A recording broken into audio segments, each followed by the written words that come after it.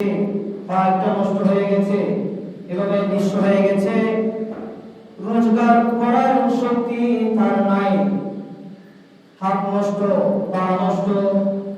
ওই ব্যক্তির কথা বলা হচ্ছে যে ব্যক্তি রোজগার করে খাবার খেতে পারতেছে না, ওই ব্যক্তিকে দান করার কথা বলা হচ্ছে। যদি ওই ব্যক্তিকে প্রকাশ্যে দান করা হয় ভালো, আবার যদি গোপনে দান করতে চান তাহলে আরো ভালো। উচ্চ আওয়াজে বলি সুবহানাল্লাহ।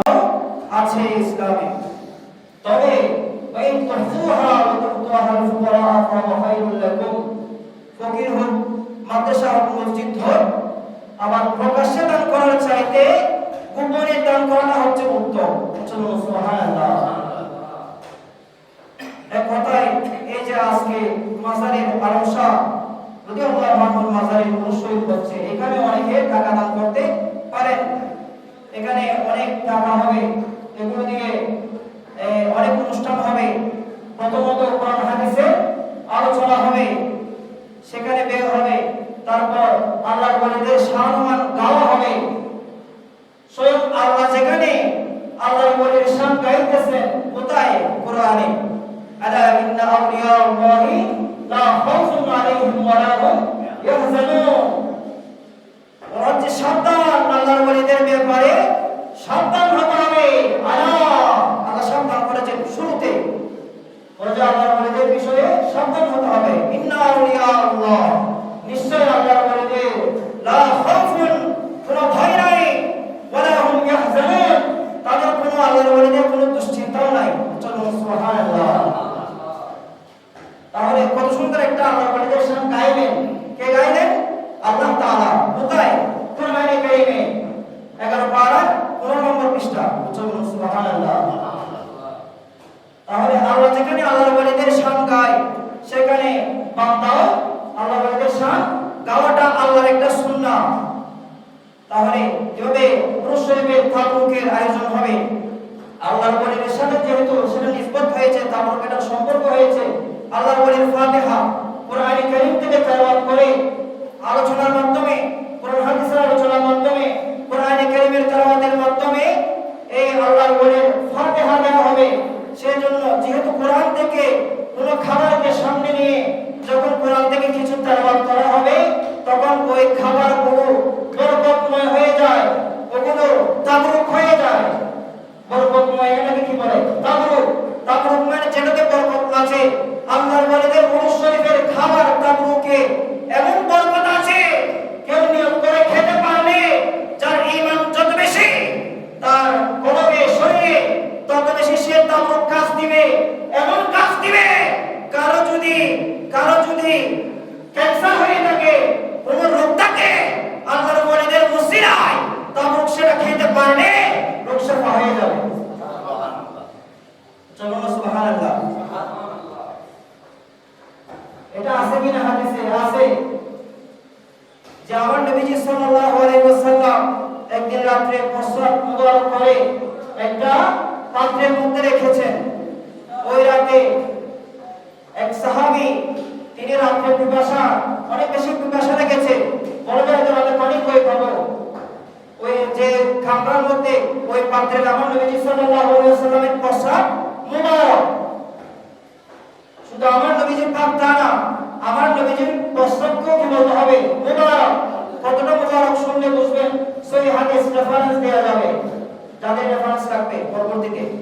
তো যখন আমার নবীজির প্রস্রাব মুবারক যে কামরায় ছিল, ওই প্রস্রাব মুবারক যখন ওই সাহাবী রাতে পানি পাচ্ছে না, দেখতেছে ঘরের কোণের মধ্যে একটা পাত্রের মধ্যে মেশকাত পানির চাইতে বেশি খুশবু যাচ্ছে, অনেক মিষ্টি পানি মনে হচ্ছে, খেয়ে ফেলেছেন। মধুর মতো মিষ্টি পানি, মেশকাত পানির চাইতে বেশি খুশবু যাচ্ছে, এমন পানি পিপাসা লেগেছে, রাতে খেয়ে ফেলেছে। নবীজি সাল্লাল্লাহু আলাইহি ওয়াসাল্লাম সকালে বলে, ও আমার সাহাবী, এখানে আমি আমার প্রস্রাব মুবারক দেখেছিলাম, ওগুলো কই? ইয়া রাসূলুল্লাহ, রাতে পিপাসা লেগেছে, পানি পাই নাই, তাই এক প্রস্রাব মুবারক খেয়ে ফেলেছি। তুমি একই কাজ করেছো, তুমি আমার প্রস্রাব মুবারক খেয়ে ফেলার কারণে তোমার জন্য জাহান্নামের আগুন হারাম হয়ে গেছে।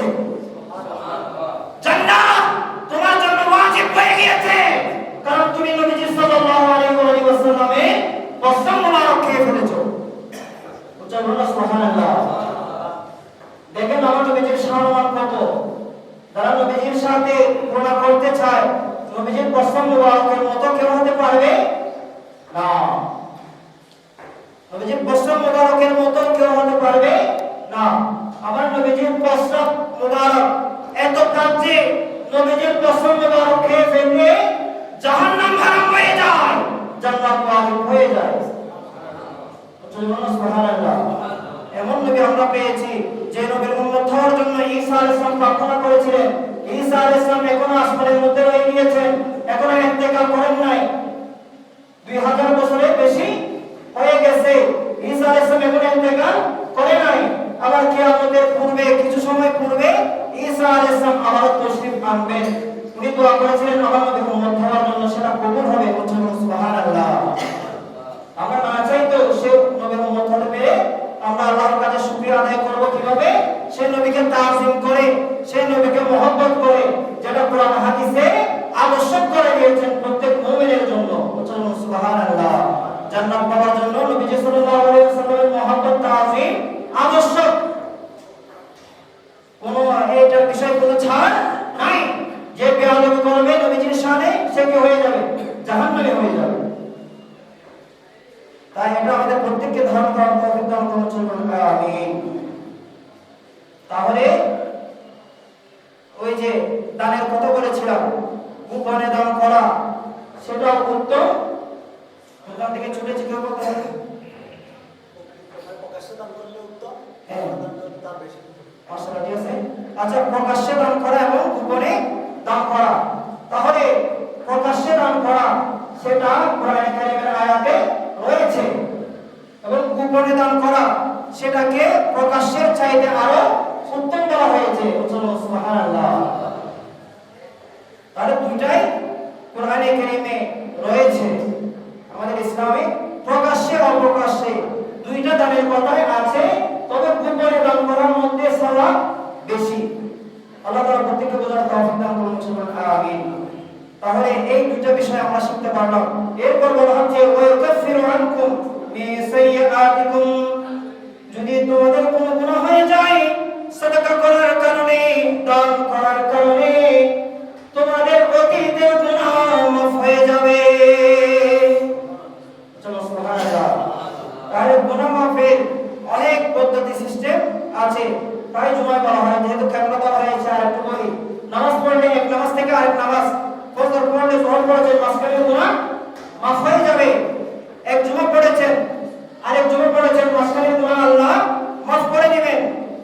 এক রমজান পেয়েছেন, এরপর আরেক রমজান পেয়েছেন, মাঝখানের গুনাহ আল্লাহ মাফ করে দিবেন। রমজান পেলে হবে না, রোজা রাখতে হবে, রাতে তারাবি পড়তে হবে। কয় রাকাত? 20 রাকাত, যেটা আমরা পড়ে এসেছি আগে। কারো সময় কম থাকলে 20 রাকাত পড়তে পারতেছে না অসুস্থতার কারণে, তখন যতটুকু পারে ততটুকু পড়বে, তবে 20 রাকাত পড়ার চেষ্টা করতে হবে। আল্লাহ তাআলা প্রত্যেককে বোঝার তৌফিক দান করুন। আমিন। আল্লাহু বিমা তা'মালুনা খাবীর। আচ্ছা, গুনাহ মাফের কথা বলতে চেয়েছিলাম। তাহলে এগুলোর মাধ্যমে গুনাহ মাফ হয়। আবার তিনবার দরুদ পাঠ করলে গুনাহ মাফ হয়। আস্তাগফিরুল্লাহাল আযীম আল্লাযী লা ইলাহা ইল্লা হুয়াল হাইয়ুল কাইয়্যুম ওয়া আতুবু ইলাইহি, তিনবার পাঠ করলে গুনাহ মাফ হয়। এভাবে ওযু করলে, এক হাদিসে আছে, ওযু করলে মানুষ একেবারে যেভাবে একটা ছেলে জন্মগ্রহণ করেছেন নিষ্পাপ, তেমনি নিষ্পাপ হয়ে যায়। একটা হাদিস আছে, সুবহানাল্লাহ। অনেক বড় বড় গুনাহ পর্যন্ত ওযুর মাধ্যমে মাফ হয়ে যায়। তবে গুনাহ করার জন্য না, যারা গুনাহ হয়ে যায় হতাশ না হওয়ার জন্য, মানে আল্লাহর কাছে যে ফিরে আসা যায় এটা জানানোর জন্য বলা হচ্ছে, গুনাহ করার জন্য না, বরং যারা গুনাহ করে ফেলেছে তারা গুনাহ থেকে ফিরে আসার জন্য। তো গুনাহ মাফের আজকে যে একটা সবক দেওয়া হচ্ছে আজকের খুতবার আয়াতে, সেটাতে বলা হচ্ছে গুনাহ মাফ হবে দান সাদাকার মাধ্যমে। কার কোনো ভুল হয়ে গেছে, মনে হচ্ছে এখন মনে হয় আল্লাহর আযাব আসতে পারে, তাড়াতাড়ি তৌফিক অনুযায়ী 1,00,000 টাকার তৌফিক থাকলে 1,00,000 টাকা, ভুল অনুযায়ী ভুল যদি বলা হয়, আবার কারো তৌফিক 10,000 টাকা, তাড়াতাড়ি 10,000 টাকা মাদ্রাসায় মসজিদে পাঠিয়ে দিবে, কোনো অসহায় ব্যক্তিকে দিয়ে দিবে। গরিব মানুষ চলতে পারে না, খাবার খেতে পারে না, অসহায় ব্যক্তি হাতে টানায়, পা টানায়, ওই যে ফকিরের কথা বলা হয়েছে, কোনো সুস্থ মানুষ তো ভিক্ষা করা জায়েজ নাই, বরং ভিক্ষা করা ইসলামের ভিক্ষা করে তাদেরকে ইসলামের বোঝা বলা হয়েছে। ভিক্ষা করা জায়েজ নাই, তবে কে ভিক্ষা করবে? যার হাত নাই পা নাই, যে কাজ করে খেতে পারে না, সে ভিক্ষা করতে পারবে। আর যার হাত পা সব ঠিক আছে, ফকিরকে দেওয়ার সময় ভালো করে দেখবেন, ভিক্ষা যে করতেছে আপনার কাছে হাত পেতেছে, ভালো করে দেখবেন হাত পা সব ঠিক আছে কিনা। দেখতেছেন পা একটা নষ্ট, তখন দিবেন। দেখতেছেন হাত পা সব ঠিক আছে, না হাত বাড়াইছে, দিবেন না, কারণ সেটা তার অভ্যাস হয়ে যাবে। তাকে একটা ধমক দিবেন, বলে যে আপনার হাত পা সব ঠিক আছে, কেন তুমি ভিক্ষা করছো, তুমি কাজ করো, এরকম একটা ধমক দিতে হবে। আর যদি তাকে হাত পা সব ঠিক আছে, তারপর আপনি 10 টাকা দিয়েছেন, সে বলবে যে ইনি যেহেতু দিয়েছে উনিও দিবে, তবে আরেকজনের কাছেও হাত পাবে। তাই এভাবে আমাদেরকে শিক্ষা নিতে হবে। আল্লাহ তাআলা তৌফিক দান করুন। আমিন। আল্লাহু বিমা তা'মালুনা খাবীর। বলা হচ্ছে তোমরা যা যা করো সব কাজ সম্পর্কে আল্লাহ তাআলা খবর রাখেন, আল্লাহ তাআলা অবগত আছেন। সুবহানাল্লাহ। আমাদের সব কাজ সম্পর্কে আল্লাহ তাআলা জানেন। আজকে খুতবায় কিছু সুন্দর আলোচনা এসেছে, কিছু রেওয়ায়াত এসেছে, পড়ে শোনাচ্ছি। তো বলা হচ্ছে আজকের খুতবায় আরেকটা আয়াত এসেছে, ওয়া তাআওয়ানু আলাল বিররি ওয়াত তাকওয়া। বলা হচ্ছে তোমরা পরস্পর নেক কাজে, তাকওয়ার কাজে তোমরা সহযোগিতা, একে অপরকে সহযোগিতা করো। কেউ যখন কোনো একটা ভালো কাজ করার জন্য, দেশের জন্য ভালো কাজ করার নিয়ত করেছে, আপনার গ্রামের জন্য ভালো একটা কাজ করার নিয়ত করেছে, আপনার উপজেলার জন্য ভালো একটা কাজ করার নিয়ত করেছে, তখন তাকে সহযোগিতা করতে হবে। আপনাকে আপনার জায়গা থেকে আপনার তৌফিক অনুযায়ী সহযোগিতা করতে হবে। এবং তাকওয়ার কাজে কেউ যদি তাকওয়া অবলম্বন করতে চায়, গুনাহ থেকে বিরত থাকতে চায়, তাকে সে বিষয়ে আপনাকে সহযোগিতা করতে হবে। আল্লাহ তাআলা তৌফিক দান করুন। আমিন। ওয়ালা তাআওয়ানু আলাল ইসমি ওয়াল উদওয়ান। এবং গুনাহের কাজে, জুলুমের কাজে কাউকে সহযোগিতা করা যাবে না। কোরআনে কারীমের আয়াত। কেউ নিয়ত করেছে আরেকজনকে হত্যা করবে, তাকে সহযোগিতা করা যাবে না। কেউ নিয়ত করেছে মানে আরেকজনের জন্য একটা গর্ত করবে, মানে সে গর্ত করার জন্য, সেখানে সহযোগিতা করা যাবে না। যারা এসব কাজ করে, যারা জুলুমের কাজে, গুনাহের কাজে মানুষকে সহযোগিতা করবে, তারা আল্লাহ তাআলার কথা অমান্য করে কবিরা গুনাহ করে। নাউজুবিল্লাহ। তাই সেটা ছোট হোক বড় হোক, কাউকে জুলুমের কাজে, গুনাহের কাজে সহযোগিতা করা যাবে না। এবং যারা যে তাকওয়া অবলম্বন করতে চায়, যেমন কোন ছেলে যদি বিয়ে করতে চায়, কারণ কি ছেলে যদি উপযুক্ত হয়, দেখতেছে সে গুনাহ করবে, বিয়ে করার নিয়ত করেছে, তো বলা উচিত হবে কি বিয়েটা করিয়ে দেয়া। এটা বিয়ে করতে চাওয়া মানে তাকওয়া অবলম্বন করতে চাওয়া। কারণ বিয়ে না করলে তো অন্য মেয়েদের দিকে ঝুঁক যেতে পারে, ঠিক আছে কিনা? আছে 80% ছেলেরা, 90% 95% ছেলেরা বিয়ে না করলে একটু ঝুঁক বেশি দেয় মেয়েদের দিকে, আর বিয়ে করে ফেললে বউ থাকলে মেয়েদের দিকে ঝুঁক কম যাবে। তাই এটা একটা এক ধরনের তাকওয়া। কেউ যদি কোনো ছেলে তাকওয়া অবলম্বন করতে চায়, বিয়ে করতে চায়, বাবার উচিত হবে বিয়ে করিয়ে দেওয়া। সুবহানাল্লাহ। এটা সবাইকে ধারণ করার তৌফিক দান করুন। আমিন। তো এভাবে প্রত্যেক ভালো কাজে সহযোগিতা, তাকওয়ার কাজে সহযোগিতা, এবং কোন গুনাহের কাজে, জুলুমের কাজে সহযোগিতা করা যাবে না। এটা আমরা শিক্ষা নিব। তারপরে তাকুল্লাহ, আল্লাহ তাআলাকে ভয় করো। আল্লাহ তাআলাকে ভয় করা মানে হচ্ছে কি, বলে যে মসজিদে আল্লাহ থাকে, মাদ্রাসায় আল্লাহ থাকে, আল্লাহ বলে যে মাজারে আল্লাহ থাকে, আমি সেখানে যাব না, এরকম না। ভয় করা মানে হচ্ছে আল্লাহ বলে যে মাজারে বেশি বেশি আসা। ভয় করা মানে হচ্ছে মাদ্রাসায় বেশি বেশি যাওয়া। ভয় করা মানে হচ্ছে মসজিদে বেশি বেশি আসা। কাউকে ভয় পেলে মানুষ দূরে থাকে, আর আল্লাহকে ভয় করা মানে হচ্ছে আল্লাহর বেশি কাছে কাছে থাকা। দেখেন, মানুষকে ভয় করলে কি করতে হবে? পালিয়ে যেতে হবে। আর আল্লাহকে ভয় করলে আল্লাহ তাআলার কাছে আসতে হবে। সুবহানাল্লাহ। কারণ আল্লাহ তাআলার কাছে আসা মানে আল্লাহ তাআলার রাগ থেকে বেঁচে যাওয়া, আল্লাহ তাআলার ক্রোধ থেকে বেঁচে যাওয়া। তাই যে কারো ভুল যদি হতে পারে, তওবা করে আল্লাহ মাফ করে দাও, আমি আর করব না, আমার সাথে সাথে মাফ করে দিবেন। আল্লাহর কাছে চলে আসা মানে হচ্ছে গুনাহ থেকে চলে আসা। আল্লাহ তাআলার কাছে চলে আসা মানে গুনাহ ছেড়ে চলে আসা, অন্যায় কাজ থেকে চলে আসা। এটা হচ্ছে আল্লাহ তাআলার কাছে চলে আসা, মানে ভালো কাজে চলে আসা।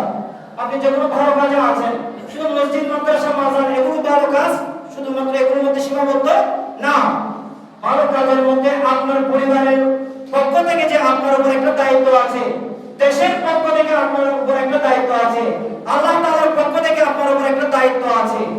যার যার যেটা দায়িত্ব, আপনার পরিবারের কাজ না করলে তো আপনার পরিবার উপবাস থাকবে।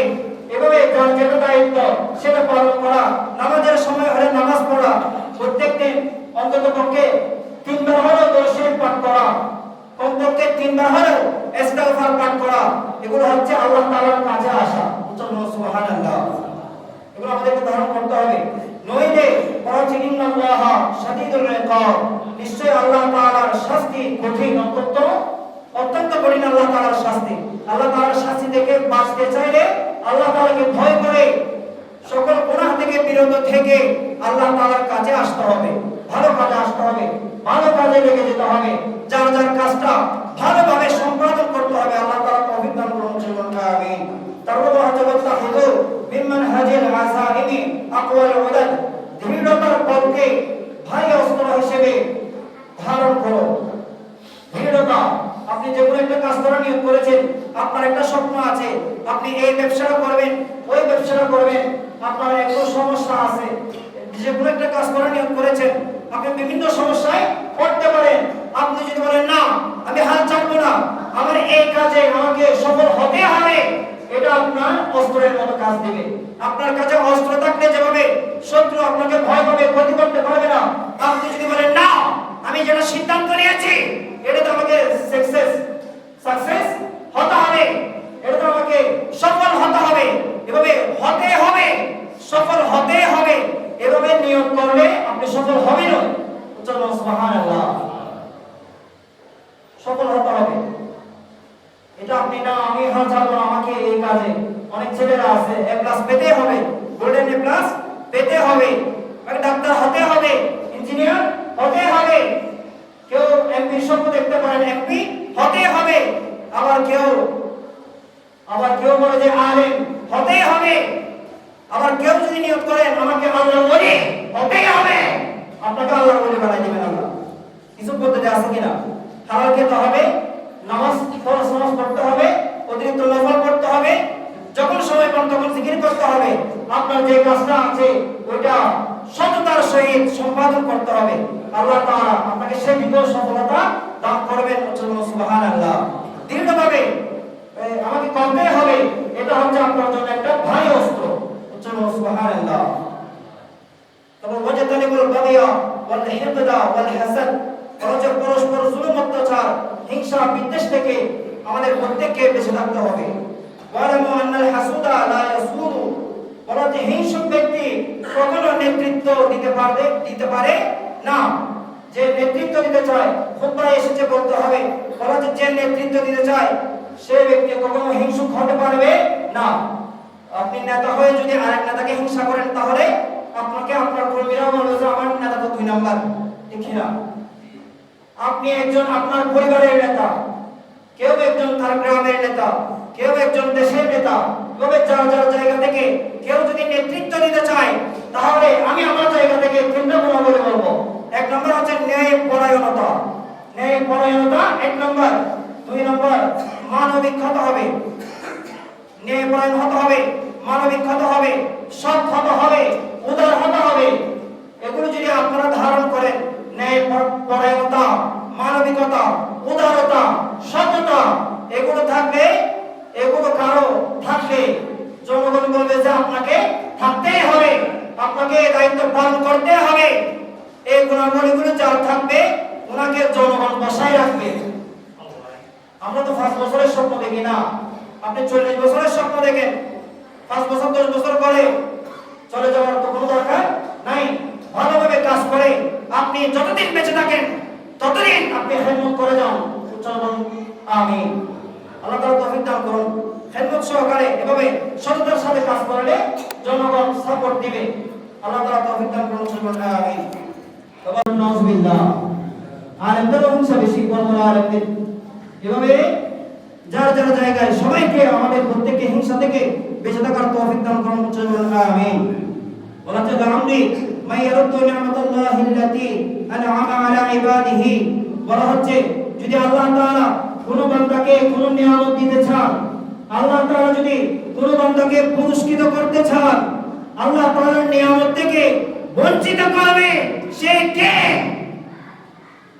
আল্লাহ যদি কাউকে পুরস্কৃত করতে চান, আল্লাহ যদি কাউকে সম্মান দিতে চান, আল্লাহ যদি কাউকে নিয়ামত দিতে চান, সে নিয়ামতে বাধা দিবে। এটা কে? দেখেরা। আল্লাহ যদি কাউকে কিছু দিতে চায়, কাউকে সম্মানিত করে, কাউকে একটা মাকাম দান করে, কাউকে নির্দিষ্ট একটা কাজের জন্য পাঠায়, সেখানে বাধা দিবে সে কে? যার যার কাজ তো থাকে। অনেক আল্লাহর বিশেষ বান্দাদেরকে বলা হয় যে আপনাকে যে দায়িত্ব দেওয়া হয়েছে আপনি সেটার প্রচার করুন, সেটার কাজ করুন।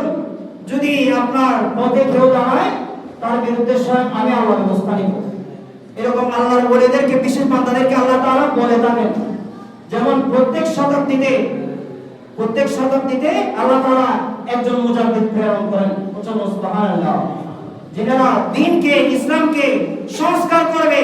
ইসলামের মধ্যে অনেক সমস্যা এসে যাবে যুগে যুগে, এগুলো প্রত্যেক শতাব্দীতে আল্লাহ একজন মুজাদ্দিদ পাঠাবেন। সেই মুজাদ্দিদরা সেই সমস্যাগুলোকে দূরীভূত করে দিবেন, সুন্দর একটা সমাধান দিবেন। সুবহানাল্লাহ। এইভাবে আল্লাহ যাকে যে কাজের জন্য পাঠাবেন সে পথের কাটা হবে, সেই কাটাটা সরিয়ে দেওয়া আল্লাহ তাআলার কাজ, সব আল্লাহ তাআলার কাজ। তাই আমরা কেউ কারো পথের কাটা হতে যাব না। আমরা কাটা কেন হব? পারলে আমরা ফুল হব, ঠিক না? আমরা নিজেরা ফুল বনে যাব, কারো পথের কাটা হয়ে তো লাভ নাই। তাই আল্লাহ তাআলা প্রত্যেককে বোঝার তৌফিক দান করুন। তারপরে যে ওয়া ইয়ামনা ওয়া তাআলা লিল্লাহি আল্লাতী ইয়াকসিমু বিমুরাদিহি, বলা হচ্ছে আল্লাহ তাআলার ইচ্ছা অনুযায়ী, আল্লাহ তাআলা আপনাকে কিছু বন্টন করে দিবেন, আরেকজনকে কিছু বন্টন করে দিবেন। বলা হচ্ছে আল্লাহ তাআলা বান্দা অনুযায়ী এক এক বান্দাকে এক এক কিছু বন্টন করে দেন। বলে যে এগুলো বাধা দিবে কে? আবারও বলা হচ্ছে ওয়া তায়াক্কানু আন্না মান কানা লাহু মিনাল্লাহি ইনায়াতুন ফাহুয়া মানসুরুন। বলে যে ও আল্লাহর বান্দারা, আপনারা বিশ্বাস রাখেন যে আল্লাহ তাআলার সুদৃষ্টি, আল্লাহ তাআলার রহমত, সুদৃষ্টি যার উপর থাকবে সে সাহায্যপ্রাপ্ত। আল্লাহ তাআলার রহমত যার উপর থাকবে, আল্লাহ তাআলার সুদৃষ্টি যার উপর আছে, তাকে নিঃসন্দেহে আল্লাহ তাআলা সহযোগিতা করবেন। সুবহানাল্লাহ। আল্লাহ তাআলার সুদৃষ্টি যার উপর থাকবে, তো আল্লাহ তাআলার সুদৃষ্টি পাওয়ার জন্য তো সেভাবে চলতে হবে। যারা আল্লাহ তাআলার সুদৃষ্টি কামনা করবে তাদেরকে সেভাবে চলতে হবে যাতে আল্লাহ তাআলা সহযোগিতা করেন। ওমান আদরাকাতহু রাহমাতুল্লাহি ফাহুয়া মাহবুরুন। বলা হচ্ছে যে আল্লাহর রহমত লাভ করবে তার চেহারা আলোকিত থাকবে, তার চেহারা নূরে ঝিলমিল করবে, তার চেহারার মধ্যে হাসি থেকে যাবে। সুবহানাল্লাহ। তো অল্পের মধ্যে শেষ করে দিচ্ছি। তারপর বলা হচ্ছে প্রত্যেক পাপী ব্যক্তি, প্রত্যেক পুণ্যবান ব্যক্তি, প্রত্যেককে আল্লাহ তাআলা কিয়ামতের ময়দানে পুরস্কৃত করবেন। সুবহানাল্লাহ। একবার দুশো পাকে আল্লাহুম্মা সাল্লি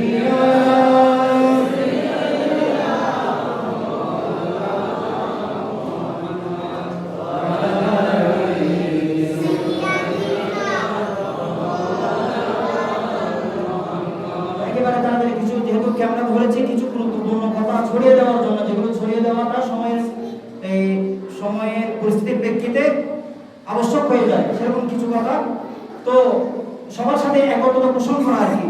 যেমন খতমে নবুয়ত বিষয়টা নিয়ে কিছুদিন আগে একজন দেখলাম, সে নাকি নূহ আলাইহিস সালামের মতো নৌকা বানিয়েছে, সবার থেকে টাকা তুলে সবাইকে বলেছে একটা বন্যা আসবে, সবাইকে ভাসিয়ে নিয়ে যাবে, সেজন্য নূহ আলাইহিস সালামের মতো একটা নৌকা বানিয়েছে, আরো অনেক টাকা তুলেছে, দেখা যাচ্ছে বন্যাও আসে নাই। তারপর সে সবাইকে বলতেছে যে বন্যাটা আমার দোয়ার কারণে বন্যাটা চলে গেছে, এরপর বাকি টাকা দিয়ে সে একটা দামি গাড়ি নিয়ে ফেলেছে। চলো নাউজুবিল্লাহ। নূহ আলাইহিস সালামের মতো নৌকা বানিয়েছে, এরকম দেখলে একটু বলে চলে আসবে, তো নবী দাবি করছে সে। চলো নাউজুবিল্লাহ। অথচ আমার নবী সাল্লাল্লাহু আলাইহি ওয়াসাল্লাম ১৫০০ বছর আগে আমার নবীকে যে আল্লাহ কোরআনে কারীম দিয়েছেন, সেখানে বলা হয়েছে মা কানা মুহাম্মাদুন আবা আহাদিন মিন রিজালিকুম ওয়ালাকিন রাসূলুল্লাহ ওয়া খাতামান নবিয়্যিন। কোরআনে কারীমে আল্লাহ বলেছেন মুহাম্মদ সাল্লাল্লাহু আলাইহি ওয়াসাল্লাম তোমাদের মধ্যে কোনো পুরুষের পিতা নন, বরং তিনি ওয়ালাকিন রাসূলুল্লাহ, বরং তিনি আল্লাহর রাসূল, ওয়া খাতামান নবিয়্যিন, আমার নবীজি সাল্লাল্লাহু আলাইহি ওয়াসাল্লাম শেষ নবী, আমার নবীর পর আর কোনো নবী আসবে না। ঈসা আলাইহিস সালাম আসবেন, তিনি উম্মত হিসেবে আসবেন। সুবহানাল্লাহ। আমার নবী হাদিসে পাকে বলেছেন আনা খাতামুন নবিয়্যিন লা নবিয়্যা বাদি, সাল্লাল্লাহু আলাইহি ওয়াসাল্লাম শেষ নবী, আমার নবীজির পর আর কোনো নবী আসবে না। বর্তমান যুগে আরেকটা বড় সমস্যা হচ্ছে কুফরের ফতোয়া নিয়ে। আমাদের অনেকের কার মুরব্বী কাফের ছিল, এই বিষয়টা নিয়ে আমরা অনেক বেশি ঝগড়া করি। এই জন্য কেউ কওমি, কাউকে কওমি বলা হয়, কাউকে সুন্নি বলা হয়। তো এই দূরত্বটা কমাতে হবে কিভাবে? যে মুরব্বীদেরকে নিয়ে আমরা সমস্যায় পড়ে যাই। মুরব্বীদের কিতাবে একটা কিতাবে নবীজির প্রশংসা করেছেন, আরেকটা কিতাবে নবীজির সামনে গুস্তাখি দেখা যাচ্ছে। এখন কেউ কারো ভালো কাজও দেখা যাচ্ছে, আবার গুনাহের কাজও দেখা যাচ্ছে। আবার একটা হাদিসে পাক আছে, আল্লাহ তাআলার গজবের উপর আল্লাহ তাআলার রহমত প্রাধান্য পাবে। উচ্চারণ সুবহানাল্লাহ। এখন মুরব্বী এখানে উপস্থিত হয়েছে সবাই, এখানে কারো দাদা যদি কাফের হয়, আপনি সে যদি সেটার বিপক্ষে থাকে, তো আপনি যদি তাকে বলেন যে তোমার দাদা কাফের, এখন যদি সে না মানে, তো যে মাওলানা কাফের বলতেছে ওনার দৃষ্টিতে ওই ওনাকে কাফের না মানলে এখন যে আছে সেও কাফের হয়ে যাবে। তাহলে কথাটা বলা তোলা কি উত্তম? উত্তম না। তাই কুফরের বিষয়ে আমাদেরকে সতর্ক থাকতে হবে। কোন মুরব্বীর শেষ সময় ঈমানের উপর হয়েছে না কুফরের উপর হয়েছে, এটা তো আল্লাহ তাআলা জানেন, ঠিক না? এটা তো কোনো বান্দা জানে না। কার মুরব্বীর মৃত্যু কুফরের উপর হয়েছে নাকি ঈমানের উপর হয়েছে, এটা তো কোন সাধারণ মানুষ জানে না। বুখারী শরীফের হাদিসে পাক, আমার উস্তাদ মুসলিম রহমান হুজুরের অনলাইন দরস আমি শুনেছি, সেখানে এমন হাদিসে পাক পর্যন্ত আছে, অনেক বিষয় আল্লাহ তাআলা আমার নবীজি সাল্লাল্লাহু আলাইহি ওয়াসাল্লাম থেকে পর্যন্ত গোপন রেখেছেন। যেমন কিয়ামতের বিষয়টা বরাবর করে বলে দেয়া হয় নাই, কত বছর কোন দিন পর বরাবর করে বলে দেয়া হয় নাই।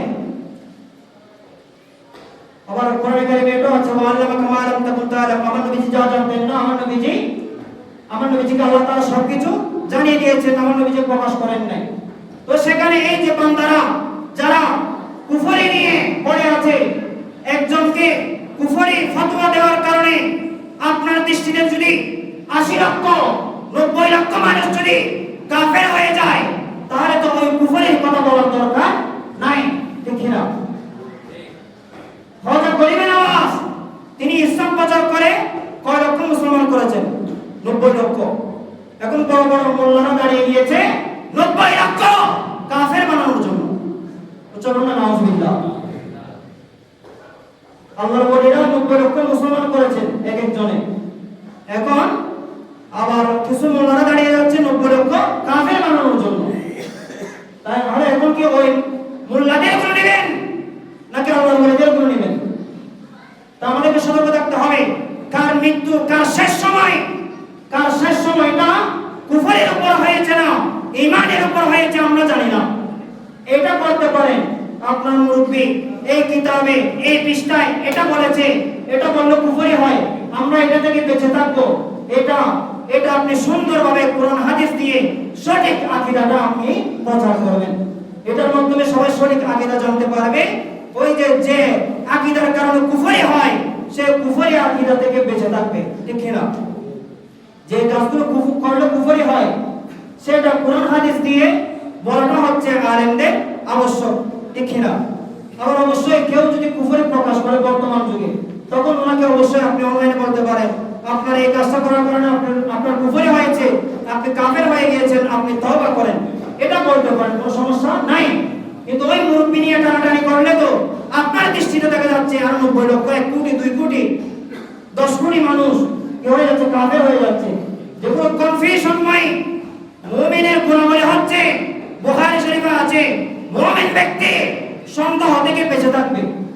এটা তো সন্দেহ আছে, এগুলো শেষ সময়টা কিসের উপর হয়েছে? ওই যে মুসা আলাইহিস সালামের যুগে একজন ব্যক্তি শুধু নবীজির নাম মুবারক শুনে চোখে মালিশ করে দিত চুমু দিয়ে, এই জন্য অনেক বড় গুনাহগারকে মুসা আলাইহিস সালামকে বানিয়েছে ওই ব্যক্তির জানাজা পড়ার জন্য একটা কারণে, নবীজির নাম শুনে শুধু চুমু দিতে হবে। ওই ব্যক্তির জন্য 70টা হুর দেওয়ার কথা কিতাবে এসেছে। তো যারা ইসলামের জন্য আজীবন দিয়ে দিয়েছে, ওদের বিষয়ে তো আমাদেরকে সতর্ক থাকতে হবে। আমরা শেষ সময়টা জানি না, কিসের উপর মৃত্যু হয়েছে এটা জানি না, তবে ওনার কিতাবে যেটা আছে এটা ধারণ করলে কুফরি হবে, এটা থেকে আমরা বেঁচে থাকবো। কোরআন হাদিস দিয়ে সেটা আপনি মানুষকে জানাবেন, সেটা আল্লাহ তাআলা তৌফিক দান করুন। আমিন। শিয়া সুন্নি নিয়ে একটা দ্বন্দ্ব আছে আমাদের এই যুগে। তো শিয়া কখনো সুন্নি হবে না, সুন্নি কখনো শিয়া হতে পারে না, ঠিক কি না? আহলে সুন্নাত ওয়াল জামাতের আকীদায় সাহাবায়ে কেরামের সাথে কোনো বেয়াদবি করা যাবে না।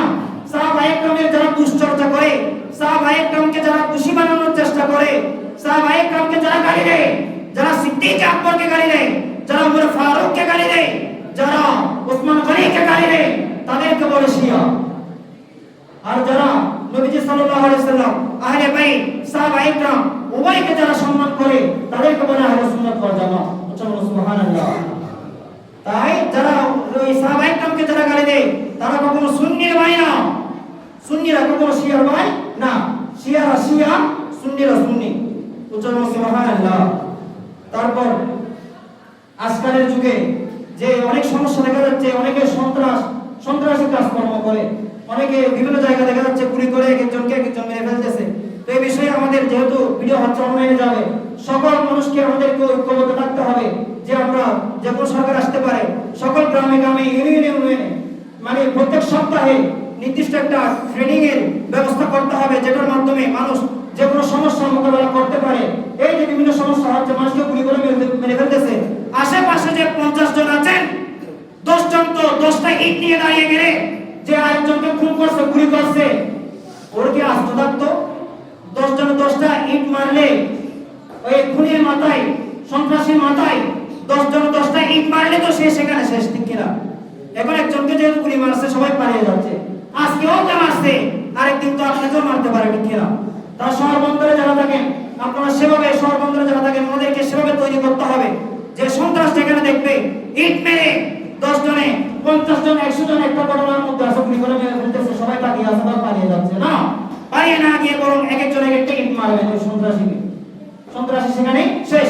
আর সরকারকে সে বিষয়ে অনেক গুরুত্বপূর্ণ পদক্ষেপ নিতে হবে, বিচার করতে হবে, যে ব্যক্তি হোক দোষী হলে বিচার করতে হবে, বিচার না করলে যে আরেকজনকে মারতেছে সে একদিন আপনাকেও মারতে পারে, ঠিক কিনা?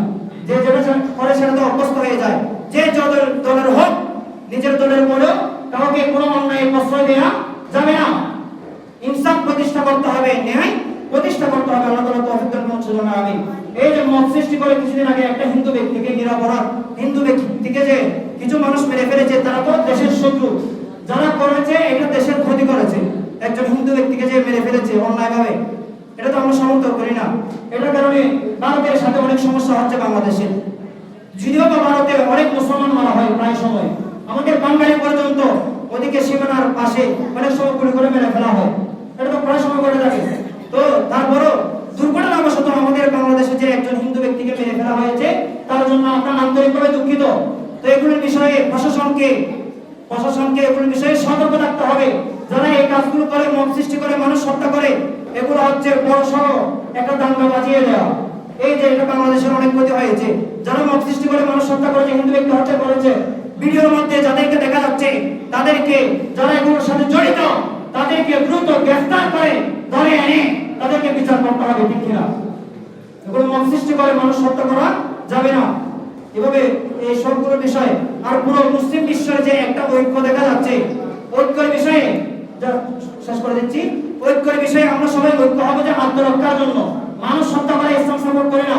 মান কাতালা নাফসান বিগাইরি নাফসিন আও ফাসাদিন ফিল আরদি ফাকান্নামা কাতালান নাস জামিআ ওয়া মান আহইয়াহা ফাকান্নামা আহইয়ান নাস জামিআ। বলা হচ্ছে বিনা কারণে অকারণে কোনো মানুষ হত্যা করা ইসলামের মধ্যে জায়েজ নাই। কারণটা কি? যদি সে আরেকজনকে হত্যা করে তখন তাকে হত্যা করা যাবে, অথবা সে বিশৃঙ্খলা ফিতনা ছড়াচ্ছে, ফিতনা করতেছে, তখন হত্যা করা যাবে। আও ফাসাদিন ফিল আরদ ফাকান্নামা কাতালান নাস জামিআ। যদি এগুলোর সাথে না হয়, এমনি একটা মানুষ হত্যা করা মানে পুরো ফাকান্নামা কাতালান নাস জামিআ, বিশ্বের সকল মানুষকে যেন সে হত্যা করলো। ওয়া মান আহইয়াহা ফাকান্নামা আহইয়ান নাস জামিআ। আর যে একজন ব্যক্তির জীবন বাঁচালো, সে যেন পুরো বিশ্বের মানুষের জীবন বাঁচালো। সুবহানাল্লাহ। এগুলো তো ইসলামের যে বিশ্বের একটা ঐক্য দেখা যাচ্ছে, ঐক্য দরকার আছে। কারণ ঐক্য না থাকলে এক একদিন এক এক দেশ শেষ করে দিতে চাইবে। এর জন্য পুরো মুসলিম বিশ্বকে ঐক্য হতে হবে আত্মরক্ষার জন্য। আর পুরো বিশ্বকে, হিন্দু, বৌদ্ধ, খ্রিস্টান, মুসলমান সবাই ঐক্যবদ্ধ থাকবো মানবতার পক্ষে। কেউ যাতে কাউকে অন্যায়ভাবে কষ্ট দিতে না পারে, এই জন্য পুরো বিশ্বকে ঐক্যবদ্ধ হতে হবে। হিন্দু, বৌদ্ধ, খ্রিস্টান, মুসলমান সবাইকে ঐক্যবদ্ধ থাকতে হবে যে কেউ যাতে কাউকে অন্যায় করতে না পারে। আসসালামু আলাইকুম ওয়া রাহমাতুল্লাহি ওয়া বারাকাতুহু।